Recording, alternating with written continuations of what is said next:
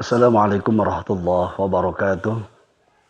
Innal hamdalillah nahmadu wa nasta'inu wa nastaghfiruh wa nastahdihi wa na'udzu billahi min syururi anfusina wa min sayyiati a'malina may yahdihillahu fala mudilla lahu wa may yudlil fala hadiya lahu. Asyhadu an la ilaha illallah wahdahu la syarika lahu wa asyhadu anna Muhammadan abduhu wa rasuluhu la nabiyya ba'dah. Sallallahu ala sayyidina Muhammadin khairil bariyah wa ala alihi wa ashabihi wa man tabi'ahu wa walah la hawla wa la quwata illa billah. Saudara kaum muslimin wal muslimat yang insyaallah dimuliakan Allah Subhanahu wa taala. Pada pertemuan kali ini kita akan melanjutkan kajian hadis kitab Mukhtarul Ahadits di nomor 4 yang akan membicarakan tentang bencana yang menimpa agama. Rasulullah Shallallahu Alaihi Wasallam yang diriwayatkan oleh Ibnu Abbas dari Ad-Dailami, Rasulullah bersabda, "Afatuddin thalathah." Bencana agama ada 3. Yang pertama, faqihun fajirun, seorang ahli fikih yang durhaka. Yang kedua, wa imamun jairun, pemimpin imam yang berbuat zalim. Yang ketiganya, wa mujtahidun jahilun, seorang mujtahid yang jahil, yang tidak mengerti masalah agama.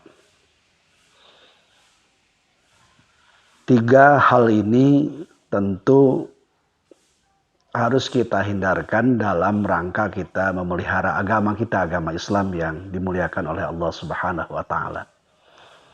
Tapi ternyata Rasulullah Shallallahu Alaihi Wasallam memberikan warning, memberikan peringatan kepada kita kaum muslimin wal muslimat bahwasanya di akhir zaman dan saat ini sudah nampak 3 hal ini yang akan menjadi bencana agama kita. Yang pertama, faqihun fajirun. Faqih adalah seorang sebutan bagi orang yang faham terhadap agama. Faqih adalah seorang yang mengerti bagaimana agama itu diambil dari firman Allah, hadis-hadis Rasulullah, dan pendapat para ulama. Tetapi sayangnya orang yang faham agama itu bukan memberikan contoh yang terbaik terhadap agama, justru dia melakukan perbuatan dosa dan maksiat. Ketika seseorang yang faham tetap agama, tetapi dia justru bertolak belakang terhadap pemahamannya, dia melakukan perbuatan dosa dan maksiat, itu salah satu kata Rasulullah yang akan menjadi bencana dalam agama. Agama makin lama makin terkikis. Hilangnya agama, bukan agama itu sendiri yang menghilang, tetapi karena pemeluk agama, terutama orang-orang yang faham terhadap agama, justru dia melanggar aturan agamanya. Yang kedua, wa imamun jairun, seorang pemimpin yang berbuat zalim. Dari level yang paling bawah sampai level yang paling tinggi. Pemimpin sangat diharapkan oleh masyarakat untuk melakukan kesejahteraan dan keadilan. Maka ketika pemimpin itu melakukan keburukan, melakukan kejahatan, tentu itu akan menjadi petaka terhadap masyarakat, hilangnya harapan masyarakat. Yang diharapkan adalah keadilan dan kesejahteraan, maka akan hilang karena pemimpin itu sendiri yang melakukan perbuatan kejahatan. Dan otomatis itu akan menjadi bencana terhadap agama. Agama tidak akan terlaksana dengan sebaiknya ketika pemimpinnya berbuat kezaliman. Kemudian yang ketiga, wa mujtahidun jahilun. Mujtahid itu adalah orang yang ijtihad, orang yang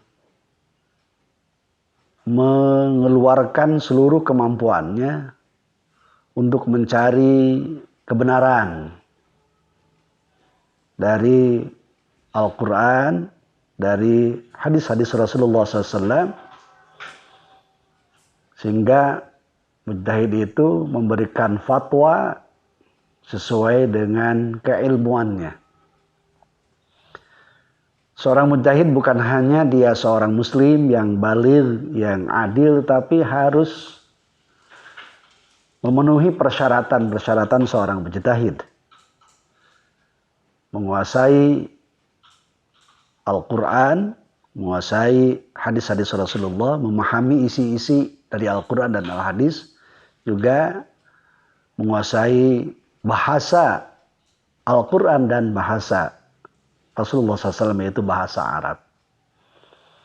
Nah, ketika seorang mujtahid dia tidak faham terhadap sumber ajaran Islam Al-Quran dan Al-Hadis, maka dia akan memberikan statement, akan mengeluarkan fatwa-fatwa yang justru merusak tatanan kemasyarakatan, tatanan keislaman.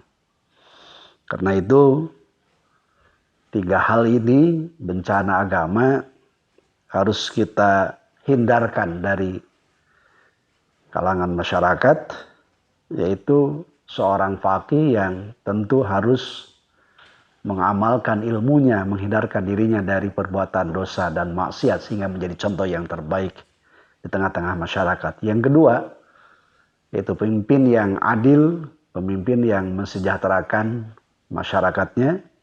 Dan yang ketiga, mujtahid yang memberikan legitimasi atau fatwa-fatwa yang sesuai dengan arahan Al-Quran dan hadis Rasulullah SAW.